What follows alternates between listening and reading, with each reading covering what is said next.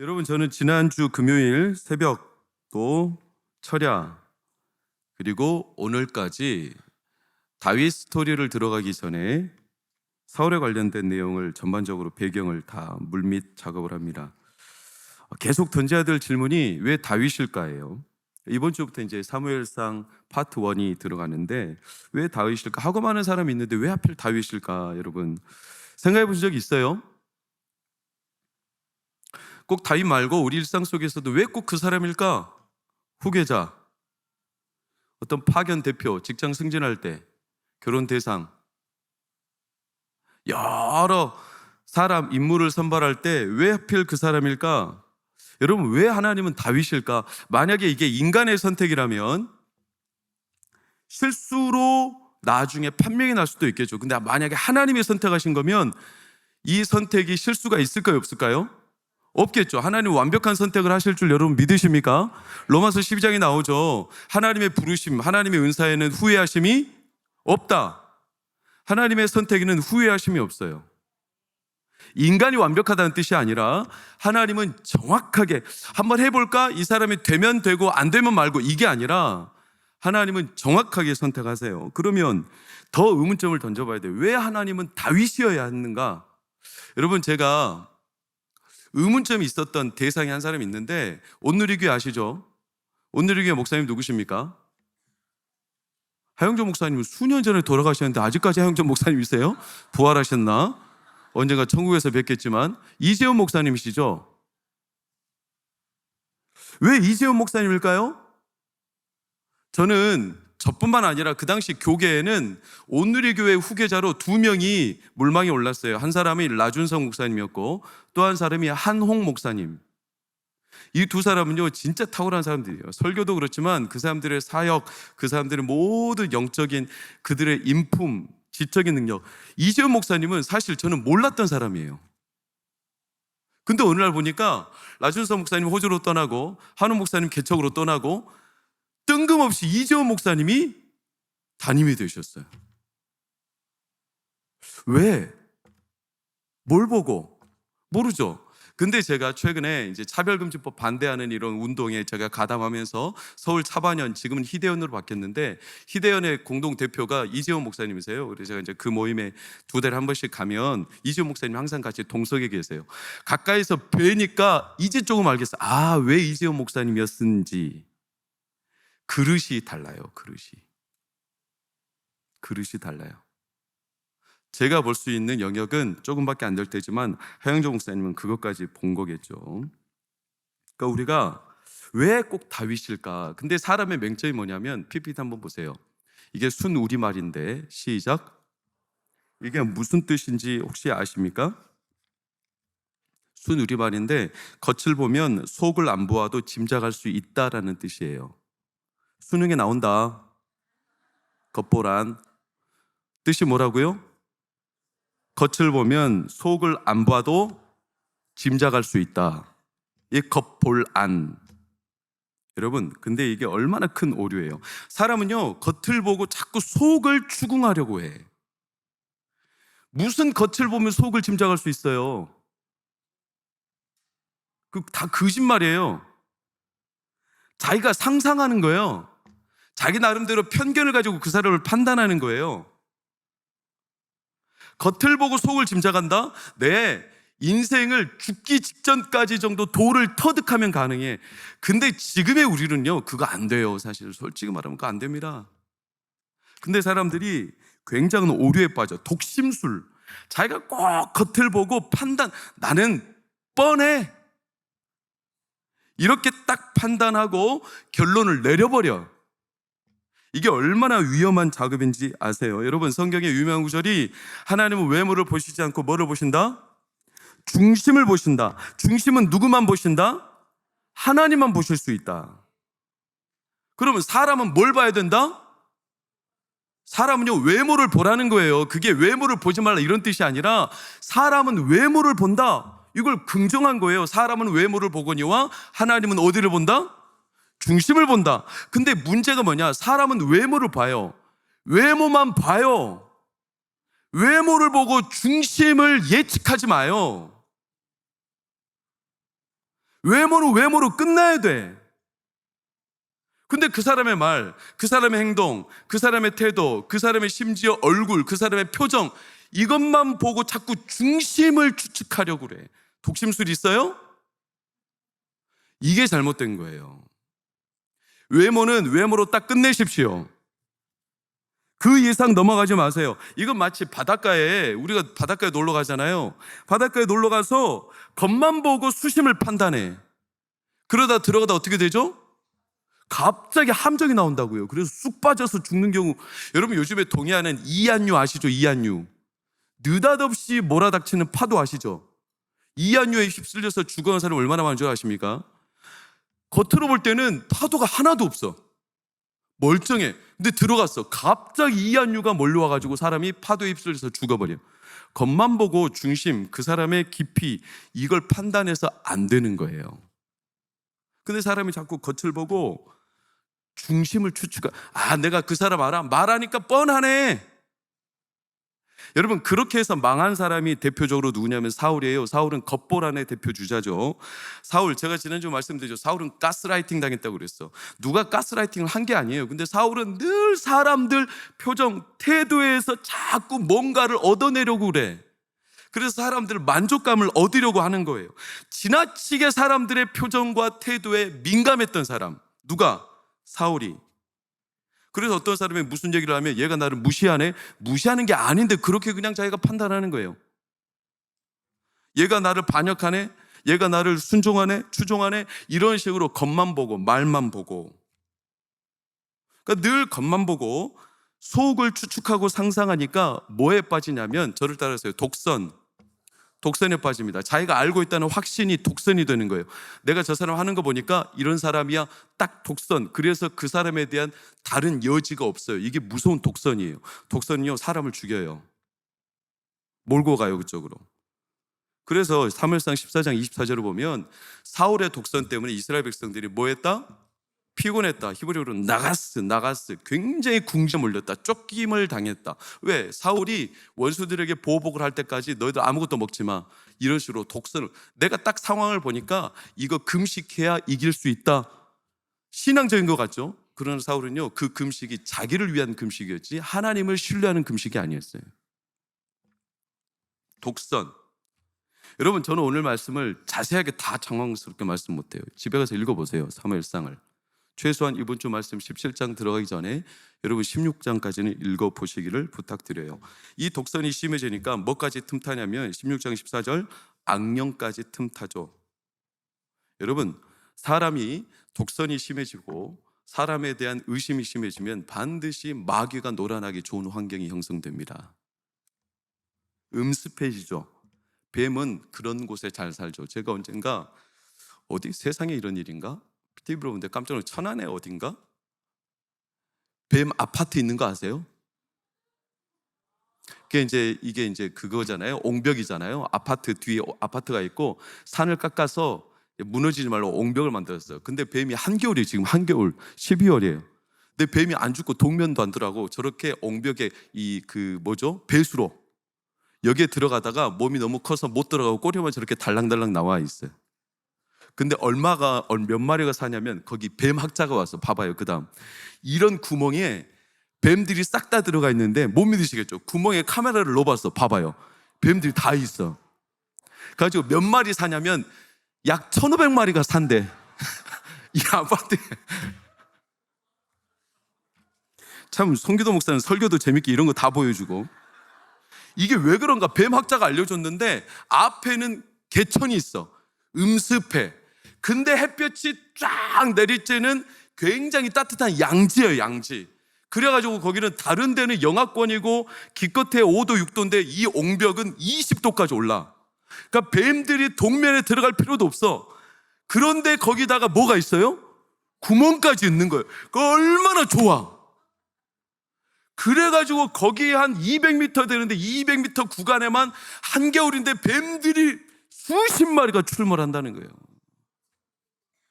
괜찮아요. 우리 동네 아니니까. 무서워하지 마세요. 무슨 말이냐면 뱀들이 놀아나기 좋은 곳이 있다는 거예요. 음습한 곳, 마음의 음습한 곳, 정직하지 못하고 자꾸 겉보란 사람의 외모만 보고 속으로 이런저런 생각하면서 판단하면서 온갖 독심술을 부리면서 저 사람은 저렇게 했을 거야, 이 사람, 이런 식으로 마음의 음지들을 자꾸 만들어. 구멍이 엄청 많이 생겨요. 그러니까 거기가 뱀이 득실될 수 있는 아주 좋은 천연 뱀들의 요새죠. 여러분, 성경에서는 뱀들이 물에 넘어진다고 그랬어요. 아니, 마귀가 불에, 마가복음 9장에 불에 자주 넘어지고 물에 자주 넘어지는 아들, 자기 아들이 귀신 들렸죠. 근데 물불에 넘어진다고 그랬어요. 왜냐? 뱀들은, 마귀들은 그렇게 불을 좋아해. 영적으로 물이나 불이 뱀들에게는 죽음을 뜻하는 공간이니까요. 여러분, 오늘날로 따지면 우리의 정신적인 부분이 너무나 이 겉보란들이 많아요. 남들하고 대화도 안 하고 딱 자기 혼자 살면서 세상과 차단시켜 놓고 온 세상을 자기 머리로 다 이리저리 요리조리 판단을 해. 그게 제일 무서운 거예요. 여러분 아세요? 진짜 극악무도한 살인자들이 동네에서 어떤 사람들이에요? 평범하게 짝이 없는 사람들이에요. 사람들이 볼 땐 그럴 줄 몰랐대. 그 사람들 너무 착한 사람이래. 근데 속에 뭐가 들끓어요 도대체? 겉보란. 이게 물이 얕은 거죠. 마음이 얕은 거죠. 그러니까 깊이가 없어요. 깊이가. 그러니까 사람을 깊이 사귀고 깊이 대화하면서 관계를 맺어가기에는 오늘날 사회가 너무나 물이 얕아졌어요.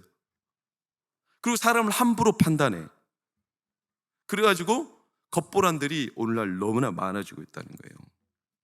그러니까 우리가 저녁에 일주일 동안은 댁에 계시지만 사랑하는 여러분, 철야에 오신다는 것은 복이에요. 복인 줄 믿으시길 축복합니다. 청년들, 우리 중등부 오늘 왜 이렇게 안 보이나? 중등부 예준이는 어디 갔냐? 내 아들놈 새끼가 안 보이네? 예준이 어디 갔어? 하긴 너희들한테 묻는 내가 이상한 놈이다. 손예준 안 왔어?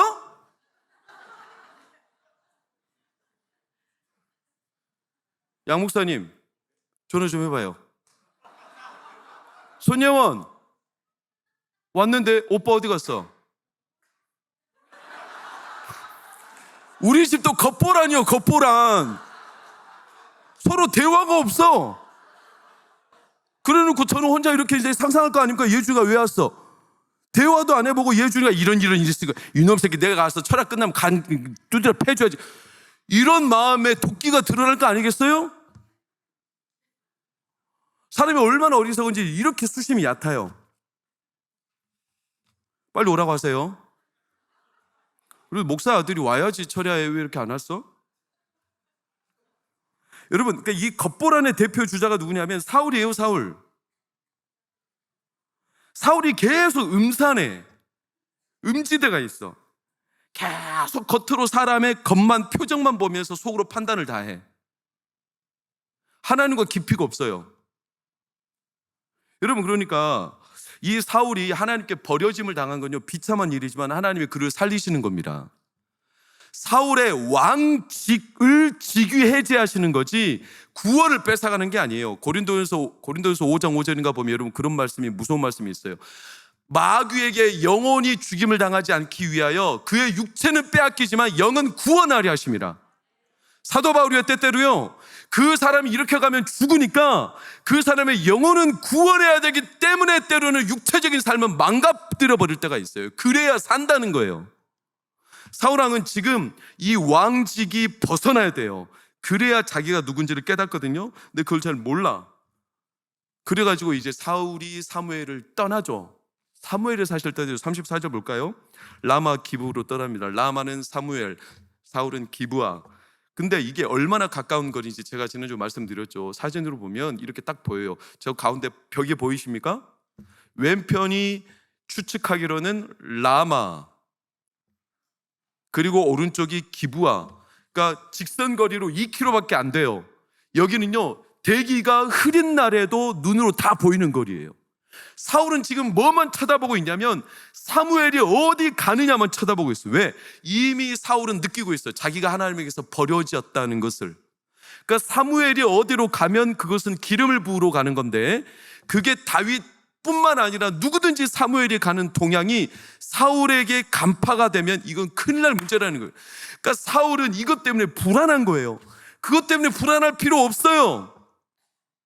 사울 자기가 하나님과 관계가 명확하면 되는 겁니다. 왜 사람의 동향을 살펴?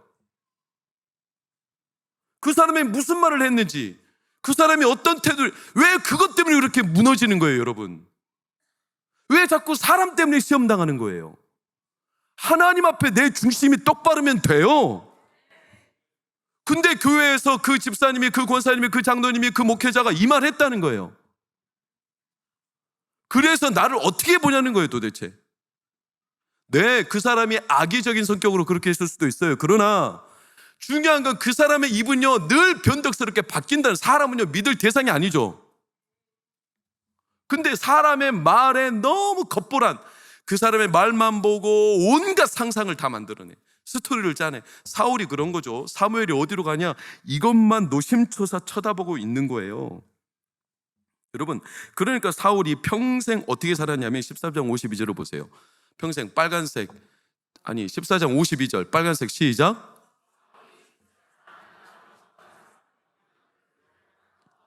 사울이 평생 누구만 불러 모아요? 힘센 사람, 용감, 이게 어떤 용사들, 자기 곁에서 자기를 보호해 줄 사람들. 이 사람들 다 돈 받고 일하는 사람들이에요. 사울이 왕이니까 가까이 와서 그러는 척 해주지, 사울이 폐위당하면 이 사람들 사울 금방 버리고 도망갈 사람들입니다. 근데 사울은 겉보란이죠. 그래서 당장 자기에게 태도가 괜찮고 자기에게 편이 되는 것 같은 사람, 이런 사람들만 가까이 해. 이게 겉보란들의 특징이에요. 그러니까 사울한 곁에는 누구만 오겠어요? 늘 돈만 바라는 사람이 오거나 늘 이득을 볼 사람들만 오겠죠. 그러니까 나중에 사울한 곁에 도액이라는 사람이 와서 어마무시한 사건을, 나중에 사무엘상 후반부에 가면 그게 뭐죠? 아히멜렉을 비롯하여 제사장 70여 명을 한날에 다 죽여버리는 이런 도액 같은 사람들이 사울왕 곁에 있었다는 것은 끔찍한 일이죠. 그러니까 사울왕이 어찌된 사람인지 너무나 하나님과 중심이 약해. 그리고 사람을 태도로 너무 노심초사해, 민감해. 그러다 보니까 사울왕 곁에는 항상 어떤 사람만, 진심은 없고 자꾸 사심을 가지고 접근하는 사람들밖에 없어요. 근데 사울왕은 그 사람들의 진심을 못 알아봐. 왜? 그 사람의 태도만 보고 판단하기 때문에. 영이 죽어 있어요. 이런 사울왕을 보고 사무엘이 35절 볼까요? 빨간색, 시작. 이 슬퍼했다는 단어는 미트아벨이라는 단어인데, 이 단어는 쉽게 말하면 사람이 죽었을 때 곡하는 걸 말해요. 아이고 하면서 죽는, 곡하는 거 있죠. 사무엘이 사울이 죽은 사람과 똑같았다라고 인정한 장면이에요. 뭐가 죽였죠? 영이 죽은 거예요. 하나님과 관계가 멀어진 거예요. 마음이 멀어진 거예요. 문제는 마음의 거리예요.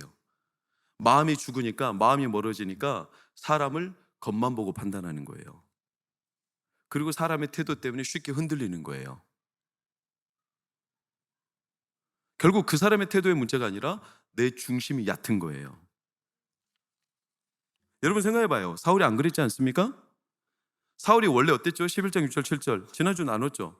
11장 6절 7절 하나님의 영에 크게 감동되어서, 사울이요, 하나님의 영에 크게 감동됐을 때는 여호와의 두려움이 임하자 이스라엘 온 전역의 백성들이 어떻게 나왔다? 한 사람처럼 나왔다. 여러분, 사람의 권력과 권세와 어떤 기술과 무슨 돈을 쓴다고 사람이 이렇게 나올 수 있죠? 이건 하나님의 영이 임한 결과죠. 하나님의 영이. 그럼 이때 사울이 남달랐어요? 백성들이 막 인정하고 사울을 높여줬습니까? 아니에요. 사울 무시당했어요. 개차반이었어. 어떤 백성들은 저딴 인간이 무슨 왕이 되냐 이렇게 뒤에서 비난하고 대놓고 조롱했던 사람들이 사울왕 앞에 있었어요. 그런 사울왕인데도 하나님의 영이 임하니까, 하나님의 중심이 그를 붙드니까 누구도 꼼짝 못해. 백성이 한 사람처럼 나오는 거예요. 그랬던 사울이 13장 11절 단 2장 넘어가는데 어떻게 됩니까? 백성이 흩어지는 걸 보며 불안불안 두려워하며 사람들 표정이 자기에서 떠나간다고 금세 마음이 무너지면서 이제 나 버림당하는 거 아니냐, 사람들 표정만 보고 그들의 중심을 또 판단하고 있는 겉보란이 되어버린 이 애석한 게 불과 2장 차이로 뒤집혔다는 거예요. 그럼 무슨 차이죠? 저와 여러분의 중심이, 사울의 중심이 하나님께 달라붙어 있느냐 아니면 하나님께서 멀어졌느냐, 이 차이죠. 주변 사람들의 태도의 차이가 아니라. 여러분, 우리가 철야 때 기도하며 찬양하며 말씀을 듣는 이유는 뭐냐면 내가 그동안 일주일 동안 내 안에 수많은 판단의 근거가 있는데 그 사람의 행동, 지난주에 했던, 또한 이번 주에 있었던 사건, 어떤 환경, 여러 가지 여건들, 이것이 나의 판단의 근거였다 했을지라도 오늘 밤 기도할 때, 찬양할 때, 여러분 말씀 듣는 가운데 여러분 안에 모든 잡내와 잡음과 쓰레기 같은 것들은 하나님이 성령의 불로 태워버리시고 하나님과 가까워지는 은혜가 있기를 축원합니다. 그래야 흔들리지 않는 겁니다. 그래서 신명기는요, 왕을 세울 때 3가지를 명확하게 했어요. 하나님이 아신 거예요. 사울왕이 흔들릴지 아신 거예요. 하나님이 이미 선견 지명이 있었죠. 나중에 왕이라는 제도가 생길 텐데, 신명기는 왕 제도도 아니고 부족 시대 아닙니까? 500년 지나야 왕 제도가 생기는 때 아닙니까? 근데 이미 그때부터 신명기 17장 15절 17절을 보면 반드시 네 하나님 여호와께서 택하신 자를 네 위에 왕으로 세울 때, 16절 병마 옆에 군대 많이 두지 마라. 17절 뭐를 많이 두지 마라? 아내 많이 두지 마라. 18절 자꾸 뭐를 가까이 하라? 하나님의 말씀을 가까이 하라. 왕들이 군대가 많다여, 자기를 따르는 이들이 많다여 그것만 보고 겉보란처럼 사니까, 허세 의기양양해서 사니까 군대 많이 두지 마라. 여자들 많이 있으면 반드시 여자들 목소리 때문에 그 남자가 흔들리니까, 그 왕이 흔들리니까 아내 많이 두지 마라. 그리고 하나님의 말씀을 가까이 해라. 안 그러면 망한다. 그런데 사울은 하나님께로부터 마음이 멀어졌죠. 계속 등장하는 구절을 볼까요? 사무엘상 15장 3절을 보면 지금 가서 아말렉을 치라. 하나님이 사울왕한테 마지막 기회를 주신 거예요. 너 나랑 마음의 거리가 어느 정도인지, 진짜 네 마음에 내 중심이 있는지 한번 판단해보자. 이게 마지막 사울왕의 테스트였어요. 지금 가서. 그럼 어떻게 해야 돼요? 지금 가야 되는 거예요. 이게 하나님의 마음을 보시겠다는 거예요. 내 마음과 네 마음의 거리가 어느 정도나 되는지, 똑같이 온도를 느끼고 있는지. 저도 종종 자녀들한테 심부름 시키면 이것 좀 해. 그럼 아빠 좀 있다가, 저랑 마음의 온도가 달라요. 지금 이 말씀을 듣는 이 순간에도 제가 전하는 마음의 온도와 여러분이 듣는 마음의 온도가 다를 수 있어요. 지금 가서 아말렉을 쳐라. 그런데 사울은 어떻게 하냐? 15장 15절을 보세요. 아말렉을 다 치지도 않아. 그러놓고 사무엘한테 뭐라고 말하죠? 빨간색 시작. 누구의 하나님? 어감이 참 중요합니다. 당신의 하나님 여호와라는 거예요. 한 달이 건너버렸죠. 한 달이 이미 건넜어요. 내 일이 아니라 누구 일이에요? 당신은 누군데요? 사무엘 당신의 하나님이라는 거예요. 좀 의역하면 사무엘 당신이 나에게 전한 말씀, 당신의 면을 내가 세워줬습니다. 이렇게 해서 내가 이 정도 체면 세워준 거예요. 이렇게 하고 자기 말로 듣지 않은 거예요. 마음의 거리가 멀어. 그러면서 12절, 13절, 15절, 21절 쭉 보세요. 자기를 위하여 기념비를 세우고, 당신은 여호와께 내가 당신을 위해서 이렇게 정도 했으니까 당신 이제 하나님 앞에 칭찬 듣겠네요. 자기를 위한 일이 아니었어. 이게 하나님은 네가 지금 가서 하라고 했는데. 15절 당신의 하나님. 21절 시작. 당신의 하나님. 맥락 이해가 되십니까? 좀 쉽게 말하면 이 정도면 만족하고 그냥 이제 끝냅시다. 내가 이 정도 했으면 하나님 앞에 성이 보였잖아요. 사무엘 당신의 입장도 내가 어느 정도는 두둔해 줬잖아요. 이 정도 하면 이제 끝냅시다. 이렇게 해치우는 사울왕의 태도. 여러분, 이미 사울왕의 마음은 하나님으로부터 멀죠. 그럼 우리에게 적용해 봐야 돼요. 우리는 어떨까요? 오늘 여러분은 어때요? 저는 어떨까요? 우리도 오늘 과연 하나님과 마음의 거리가 얼마나 될까? 대부분 사람들의 판단과 결정은요, 90% 이상이 그날의 충동적인 감정 때문에 판단을 한다고 심리학자들은 결론을 내려요. 근거나 기준이 뚜렷하지 않아. 그냥 그날의 기분 따라. 그만큼 자기중심이 명확하지 않다는 뜻이에요. 제가 자주 인용하는 문장이에요. 상대방을 판단하는 데 가장 큰 기준이 되는 건 아이러니하게도 상대방이 아니라 그날의 나의 기분, 나의 취향, 나의 상황, 바로 나이다. 그러므로 특별한 이유 없이 누군가 미워졌다면 자신을 의심하라. 우리의 일상 속에 대부분 판단의 근거가 그날의 내 기분이고 내 취향이고 내 감정이고 내 감정에서 온다는 거예요. 그래서 그날따라 그 사람이 싫어졌어요? 여러분, 그 사람의 태도 때문에 내가 달라진 게 아니라 그 사람에 대한 내 감정의 겉보란, 그 사람에 대한 내 안의 상상과 추측이 이미 이상해진 거예요. 여러분, 부모님들은 어때요? 부모님들이 자주 하는 말이 있어. 야, 나 좋으라고 공부하냐?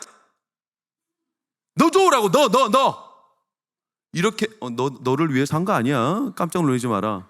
깜짝 놀라가지고 막 발을 더듬는데. 너 좋으라고 하지. 진짜요? 부모님들 진짜예요? 진짜 자녀를 위해서 공부하라고 하는 거예요? 아니면 자기가 불안해서 그러는 거예요? 그걸 그렇게 둘러대는 거예요. 솔직히 말하면 부모님들도 자기 자식 속 모릅니다. 왜요? 대화를 해본 적이 없어요. 그리고 겉으로만 판단해요. 겉볼 아니죠. 그런데 자기의 불안과 자기의 심리를 그렇게 포장해서 자녀에게 덧입혀요. 저도 예외는 아니에요. 하나님을 위해서 사울이, 신약에도 그런 게 있어. 고르반. 내가 하나님께 드림이 되었으니 부모에게 효도 안 해도 된다는 거예요. 내가 물질이 있는데 이 물질을 하나님 앞에 드렸으니 이 물질 가지고 효도해야 되는데 이제 하나님께 부모에게 효도할 물질이 다 떨어졌다는 거예요. 그래서 핑계를 댔어. 부모에게 효도 안 해도 된다고. 그게 코르반이에요. 코르반. 그러니까 우리의 마음도 근거가 뚜렷하지 않아요. 그날 자기 기분 따라 뭔가 뚜렷한 근거를 가지고 판단하고 결정하는 게 아니라 그냥 그 사람의 겉만 보고 상황만 보고 환경만 보고 상상하고 추측하고 자꾸 독심술로 뭔가 자기 안에 스토리를 만들어내고 그래가지고 기분이 좋았다가 나빴다가. 왜? 하나님과의 마음이 멀어진 상태에서는 그런 일들이 너무나 많이 나요. 사울왕이 그렇게 무너진 거예요. 그러니까 사울왕에 대해서 하나님의 결론이 28절을 보면 네 이웃에게 주겠다고 그랬어요. 너가 나에게 마음이 다시 가까워질 수 있는 계기는 이 모든 왕직에서 해제돼야 그가 다시 돌아올 수 있다는 거예요. 이건 신약에도 나와요. 한 달란트 받은 자가, 한 문화 받은 자가 자기에게 주신 문화를 하나님 앞에 함부로 했어. 주인 앞에. 그래서 주인한테 인색한 사람이래. 내가 주인을 아는데 주인은 인색한 사람이라 심지도 않은 데서 거두지 말아야 될 곳에서 자꾸 착복을 한다는 거예요. 그래가지고 나는 그것을 어디다 감춰뒀다? 땅에다 감춰뒀다는 거예요. 여러분, 질문 드릴게요. 만약에 이 하인이 진짜 주인을 알기를 주인은 너무 나쁜 놈이라 노력도 안 해놓고 고리대금을 얻는 사람이라고 이해했다면 이 하인은 어떻게 해야 되냐면 그 주인한테 잘릴까봐 이것을 은행에 맡겨서라도 이자를 갖다가 주인한테 맡겨줘야 돼. 그게 주인의 성품이라면. 근데 그러지도 않고 땅에 묻어버렸어. 그 말은 주인에 대해서 대놓고 반항하며 주인을 안다고 하면서 마음의 반감 가지고 주인과 싸우는 거예요. 그래서 그 문화를 어떻게 하냐? 빼앗아서 다른 문화 가진 사람에게 주어버렸어요. 사울도 하나님에게서 마음이 멀어지니까 그 직을 빼앗아서 이웃에게 주어버렸어요. 더 나아가 솔로몬도 마찬가지예요. 왕상 11장 2절, 3절, 4절, 9절. 솔로몬이 아내가 많아져서 마음이 돌려지죠. 마음이 돌아서죠. 4절, 마음이 4절 멀티브. 마음이 전과 같지 않죠. 9절 마음을 돌려버리죠. 그랬더니 11절 빨간색 시작. 하나님은 항상 우리의 중심이 하나님과 어떻게 거리가 있느냐, 여기에 초미의 관심사를 갖고 계세요. 그래서 마음이 멀어져서 겉볼 안으로 살지 않기를 바라요. 하나님은 그래서 그 유명한 말씀을 남기신 거예요. 하나님은 사람은 외모를 보지만 하나님은 어디를 보신다? 중심을 보신다. 외모를 보고 자꾸 중심을 추측하려 하지 말아라. 외모는 외모로만 끝내라. 상황은 상황으로만 끝내라. 현실은 현실로만 끝내라. 오직 우리의 중심과 우리의 깊은 것은 하나님만 아시느니라. 여러분, 그러니 우리가 기도할 때 우리 안에 있는 겉보라는 습관을 다 떨쳐버려야 돼요.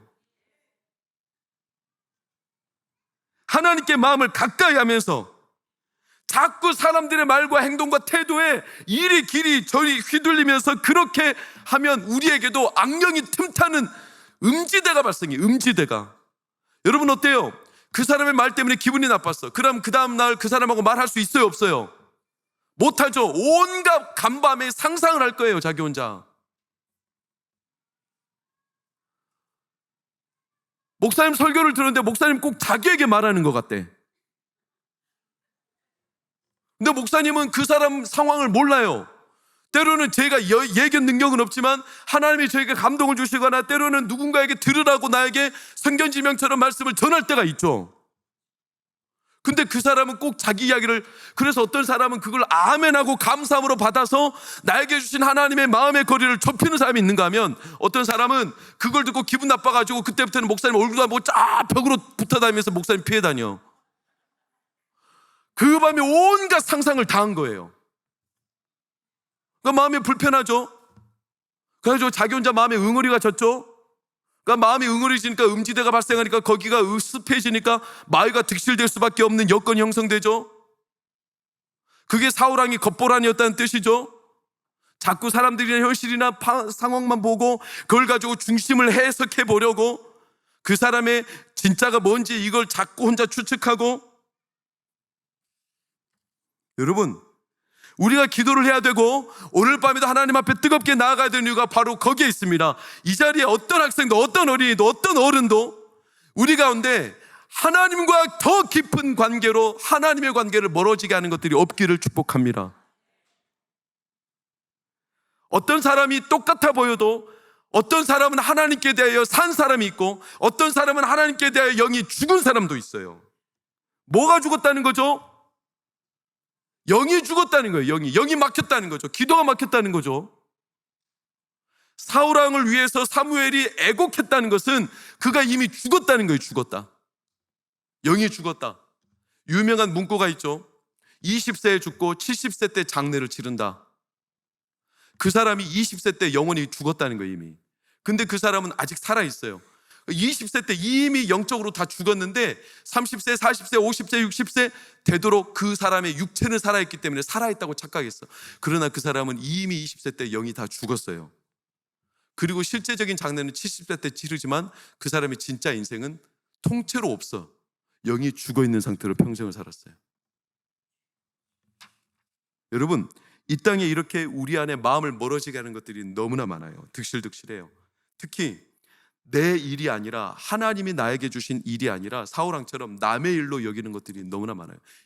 거리감각, 하나님과의 마음이 거리가 멀어지게. 요즘에 가장 무서운 건 문화라는 컨텐츠예요. 문화. 여러분, 저도 잘 몰랐는데 그 노래 아십니까? 제가 가사를 잘 기억을 못하는데, 병정들이 전진한다 이 마을 저 마을 지나 나나나나나나나 나나나나나나 라쿠카라차 라쿠카라차. 그거 아세요? 다 아시죠? 우리 어릴 때 동요로 배웠죠. 그거 무슨 노래인지 아세요? 그 이제 멕시코에서 나온 노래인데, 그 민중들이 저항하는 노래인데, 그게 사실은 마약 노래. 거기에 마리화나를 피운다라는 가사가 있어. 우리는 몰랐죠? 얼마나 산뜻하고 얼마나 재기발랄해. 라쿠카라차 라쿠카라차. 근데 거기에 숨겨진 마약을 피워 꼭 그 뜻은 아니에요. 근데 그 가사의 이면에 멕시코 군인들이 저항을 하면서 마리화나를 피우고 행진한다, 이런 내용들이 담겨 있어요. 왜? 멕시코는 마약 소굴이니까. 그들은 마리화나를 피우는 게 너무나 당연하니까. 너무 친숙해지죠. 엊그제 우리나라 통계를 보니까 청소년들이 60%가 동성애를 찬성해요. 설문조사. 그럼 청소년들이 왜 찬성할까요? 진짜 동성애의 폐단을 알까요? 모르죠. 친숙해진 거죠. 익숙해진 거예요. 동성애자라고 뭐 괴물들이 아니라는 거예요. 저희는 동성애자 미워하지 않아요. 그렇죠? 동성애자는 예수 그리스도의 복음으로 변화되어야 될 우리와 똑같은 죄인일 뿐이에요. 중요한 것은 동성애는 죄죠. 고등부 학생들 저를 봐요.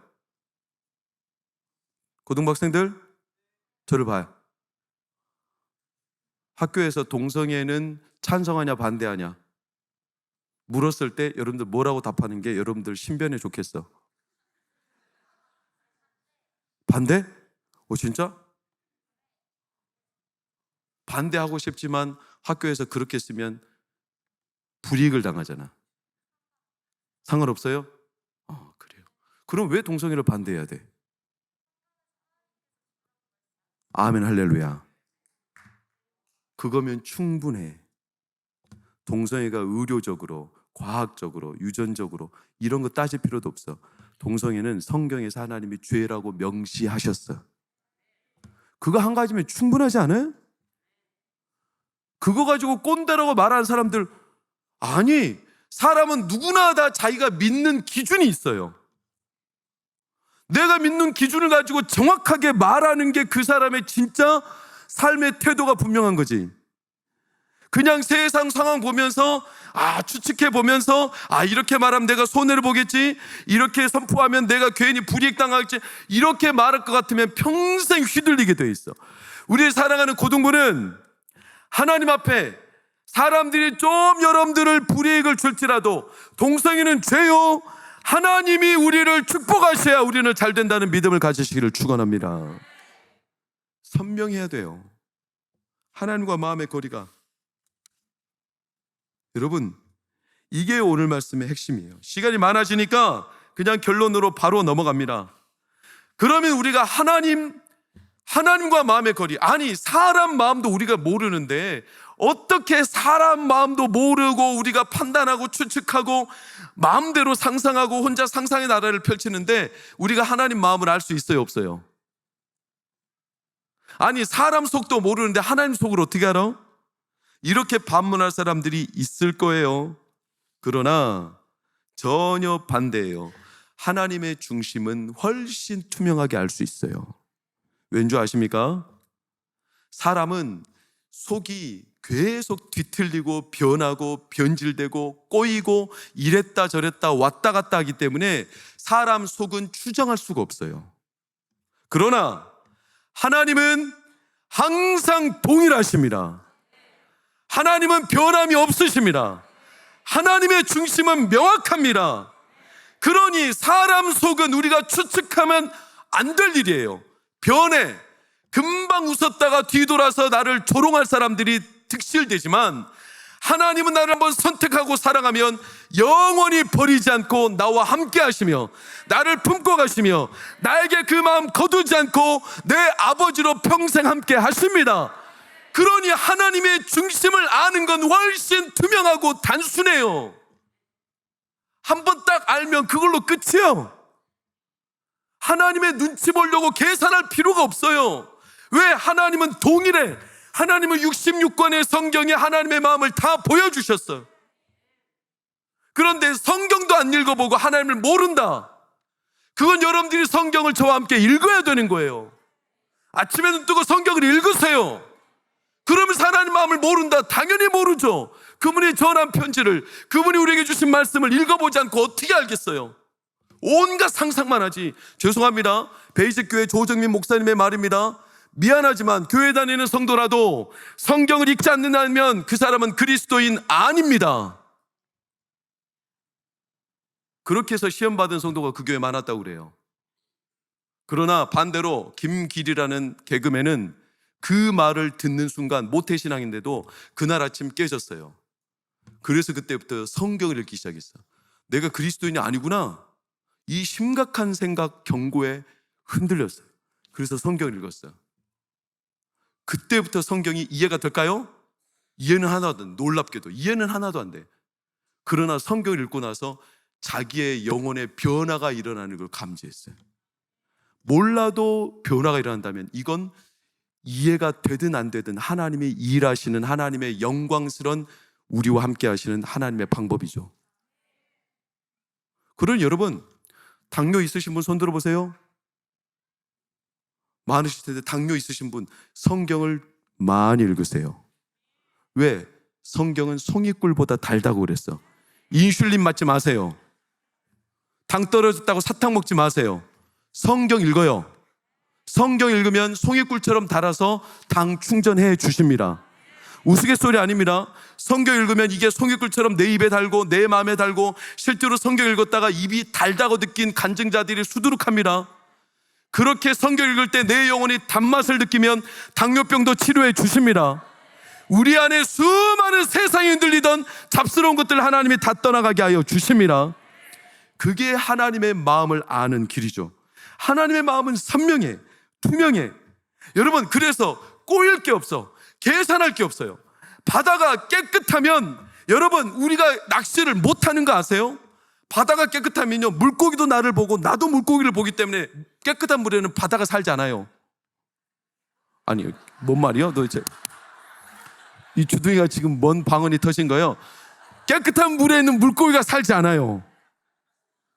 다른 때는 주무시다가 꼭 이런 때만 깨어나셔가지고 감사합니다, 아멘, 할렐루야.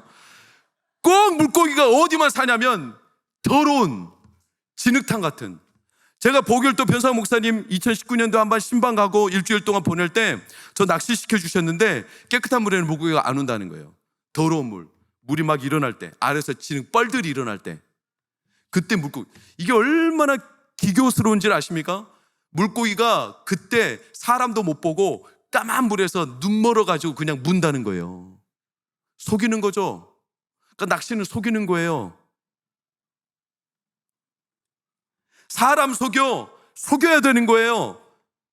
겉으로는 안 그런 척하면서 속으로는 안 그런 척하면서 속여야 되는 거예요. 그러니까 사람들이 사람을 보면서 겉보란 그 행동, 말만 보면서 자꾸 추측하려는 거예요. 본인 잘못이지 왜 추측을 해? 그냥 추측하지 말고 있는 모습은 그냥 있는 모습 그대로 인정해요. 외모 보지, 외모만 보고 그걸로 끝내는 거죠. 그 사람은 속 추측하지 말고. 그런데 하나님 속은 투명하죠. 속일 게 없죠. 그래서 변상 목사님이 보길도에서 그렇게 봉사를 열심히 하는데, 변상 목사님의 이 믿음을 그 동네 사람들이 안 들어. 뭐 하나님이 어디 살아계시냐. 그 사람들은요, 속이는데 자질이 능숙해요. 돈 빌려도 안 갚는 사람들이에요. 뱃사람들은 다 그런 건 아니지만 그게 익숙해진 사람들이에요. 그러니까 투명하게 누군가와 관계를 맺고 가까워진다는 게 이 사람들한테 너무나 불편한 거예요. 변상 목사님이 그 선교 활동에도 오지 않아. 그런데 이 사람들이 돌아오게 된 계기가 있죠. 왜? 그날 어마어마한 고기가 잡혔거든. 그날 안 잡혀야 돼. 그날 고기는 안 잡혀야 될 일조예요. 그런데 그날 변상 목사님이 같이 배를 타고 그 사람을 축복해주고 했더니 고기가 잡혔어. 뭐가 잡힌지 아시죠? 제가 한번 보여주세요. 사진 한번 봐보세요. 이게 잡혔어. 가오리가. 이게 얼마인 줄 아세요? 5천만 원이에요. 그래서 이걸 잡은 사람이 교회에 나온 거예요. 왠지 아세요? 이건 자기가 아무리 물고기를 속여서 낚으려 해도 낚을 수 없다는 거예요. 이건 절대자의 능력 아니고는 못 낚는다는 거예요. 우리는 사람을 속여서 겉보란처럼 살아야 세상을 산다고 생각하죠? 그렇지 않아요. 하나님과 중심이 가까워지면 남들 판단하지 않고 상상하지 않아도 하나님은 우리 중심을 보시고 하나님은 그 능력을 드러내 주십니다. 그게 우리가 세상을 사는 하나님의 특권이에요, 특권. 그러니까 기도가 중요해요. 여러분, 기도 왜 중요하냐? 로마서 5장 5절 그냥 다 넘기고 멀티브 5장 5절 띄워보세요. 로마서 5장 5절 시작.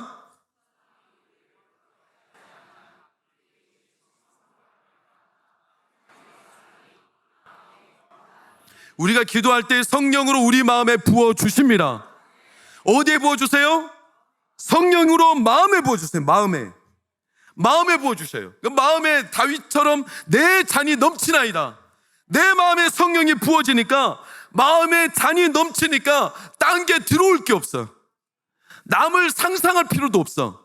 그 사람의 태도 때문에 추측할 필요도 없어. 내 마음이 하나님으로 가득 차니까, 그 마음이 가득 차니까 다른 걸로 계산할 필요도 없어요. 그냥 성령이 부어지니까, 하나님 중심이 가까워지니까, 그 영혼이 하나님으로 인해 투명해지니까, 사람들에게 휘둘리지 않고 하나님이 그 중심을 보여주시니까 우리 안에 하나님의 길이 보이는 거죠. 여러분, 그러니 기도가 대단한 거예요. 기도가 유명하고 기도가 그래서 훌륭한 거예요. 여러분, 오늘 밤에도 기도할 때 하나님이 우리의 중심을 보시고 우리 가운데 하나님의 길을 열어주시기를 축원합니다. 많은 시간을 전해야 되지만 시간이 없기 때문에, 여러분, 우리가 기도할 때 예수님은 휘장을 찢고 우리에게 길을 열어주셨습니다. 이미 열어주셨습니다. 휘장을 찢었다는 건 이제 들어갈 수 있다는 뜻입니다. 들어갈 수 있습니다. 성령을 통하여 들어갈 수 있고, 예수님이 찢으신 그 몸을 통하여 들어갈 수 있고, 우리가 예수 이름으로 기도할 때 예전에 다윗은 성소에 들어갈 수 없었고 엘리야도 들어갈 수 없었고 어떤 사람도 들어갈 수 없었지만, 오늘을 사는 우리는 예수 이름으로 기도할 때 그 찢겨진 휘장 속 하나님의 임재로 들어갈 수 있습니다. 더 깊이 들어갈 수 있습니다. 그곳에서 하나님이 우리를 만나시는 겁니다. 그러니 여러분, 이 밤에 기도할 때 하나님 앞에 우리의 중심이 뚜렷해지기를 축원합니다. 그리고 하나님 만나시기를 축복합니다. 우리 고등부 하나님 만나시기를 축복합니다. 우리 청년 하나님 만나시기를 축복합니다. 우리 중등부 하나님 만나기를 축원합니다. 우리 동부학교에 하나님의 중심이 뚜렷해지기를 축원합니다. 우리 찬양하고 기도합시다. 성령이 오셨네. 함께 찬양하겠습니다.